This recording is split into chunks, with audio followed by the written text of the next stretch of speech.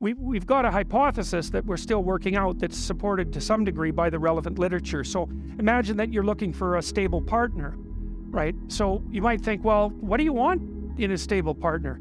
And at least in principle, one of the things you don't want is too much mismatch between you and that person on the 5 fundamental dimensions. So for example, if you're really extroverted and you have a really introverted partner, you're going to engage in continual conflict about how much social activity the two of you should subject yourself to. And it's very, very difficult for people who widely differ on those dimensions to come to consensus, because it's not just a matter of opinion, right? It's really a matter of different, if you're looking at extremes, of really different types of people. And the thing about introverts is they just don't enjoy large-scale social interaction that much. One-on-one, they're often fine, but in a group, they don't like that, and it tires them out. Whereas a real extrovert, it's like you isolate them and they just wither on the vine, because a huge part of what actually motivates them in a positive way is tangled up with social interaction. And so if you're an agreeable person and you have a particularly disagreeable partner, you're also going to run into problems, because the agreeable person will say whatever you want, whenever, and the disagreeable person will say, well, I'd like to know what the hell you want for a change, and be much more harsh and much more demanding in the situation. And the agreeable person is going to find the disagreeable person harsh and unpleasant, and the disagreeable person is going to find the agreeable person wishy-washy and unable to stand up for themselves. And again, that's actually one of the primary sources of tension between men and women, because women tend to be higher in agreeableness than men. It's about half a standard deviation, which is quite a large difference by psychological standards. And so, what that means, I probably haven't got the statistic quite right, but I think I've got it about right. What that means fundamentally, just so you have some sense of how large an effect that is that if you have a group of men and women and you pick out random pairs, the woman is going to be more agreeable than the man 60% of the time. So that's not an overwhelming proportion, but it's reliable, and it's quite large by psychological standards. So there's the problem with agreeableness. With conscientiousness, well, if you're conscientious, you're industrious and orderly. And orderly people seem to be sensitive to disgust, which is something we'll talk about in detail later. We've had a hard time specifying exactly what makes industrious people industrious, because it's hard to come up with an animal model for that sort of thing, and there's no theoretical model. But our latest idea is that, it's not my idea, it's actually the idea of my graduate student, Christine Brophy, is that industrious people find it unpleasant and unsettling to not be doing something.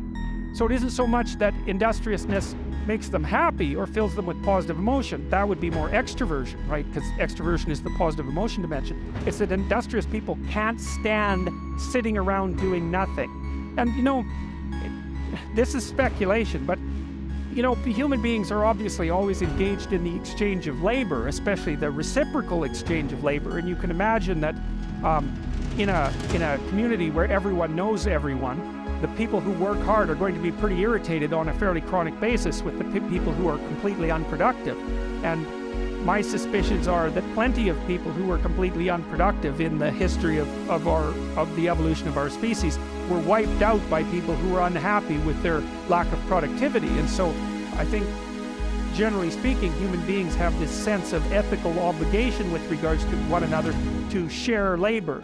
And people who are conscientious really, really feel that. So they feel bad if they're not busily working on something that's productive all the time. And so the advantage to being with someone conscientious is, well, they're going to work like mad, but the disadvantage is they're going to work like mad. So, if you're looking for a partner that you want to relax with or have fun with, or who isn't uptight, then a conscientious person is probably not a very good choice.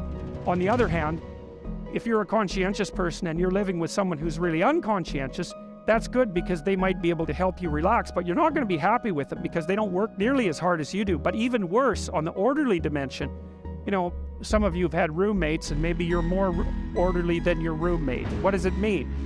It means you're annoyed by mess before they are. And you don't have to be annoyed by mess much before your less orderly roommate for you to be the one that's always running around picking things up. And so actually, one of the things that's emerged from the psychometric analysis is that women are slightly more orderly than men. And I suspect that has something to do with the, what would you call it, inequitable distribution of housework.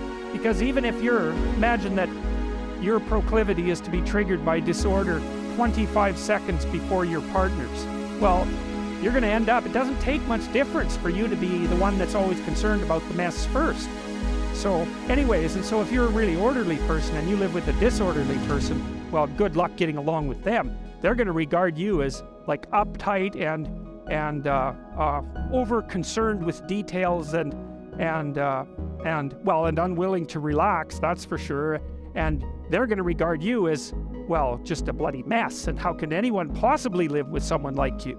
And so another reason why it's useful to understand your personality is because I think it gives you a better crack at finding someone that you can actually live with over the long run. And we don't know what the optimal, I don't think you want to live with someone who's exactly like you, because then both of you have the same strengths and weaknesses. And there's a bit of a problem there, right? Because maybe an agreeable person can use a bit of a disagreeable person around them to balance each other out, and vice versa, right?